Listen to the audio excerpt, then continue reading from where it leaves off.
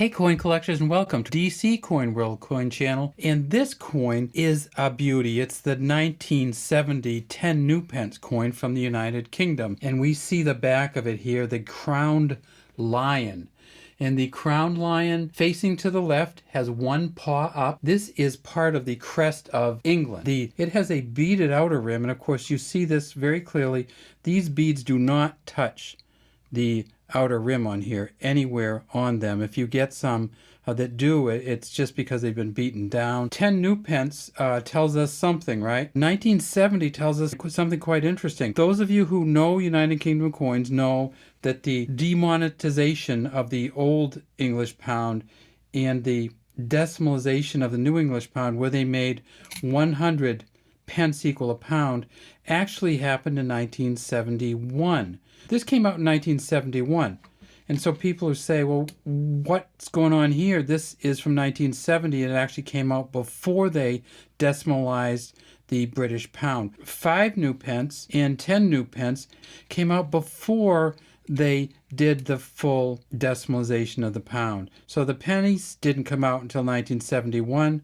But the 10 and 5 new pence came out before then. Well, here's what they did. This is a 1966 coin, one of the last years they made a circulating 2 shillings coin. This coin was 2 shillings or 24 pence or 1/10 of a pound.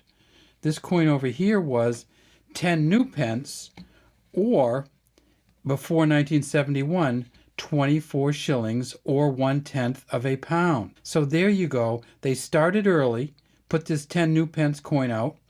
It was the same, look, it's the same almost exact size. We put them up next to each other. This is a reeded edge. It looks like it has the same number of reeds, actually, if we match these reeds up. So they made this coin, they made it exactly the same size, and to usher in the new pence, they made it worth the same as the 2 shillings coin, and they actually kept this one for a number of years after, because they were the same size, they were the same value, and they were both worth, before and after, 1/10 of a pound. So the 2 shillings coin after demonetization was still worth 1/10 of a pound. So there you go. We had 2 coins, same value, totally different monetary system, right? 240 to a pound, 10 to a pound. They were able to replace each other that way. Now, what's on the front? Well, let's look on the front of this one. Of course, this is the second portrait, the Arnold Machen portrait of Queen Elizabeth II, which came in with the 1968 coins.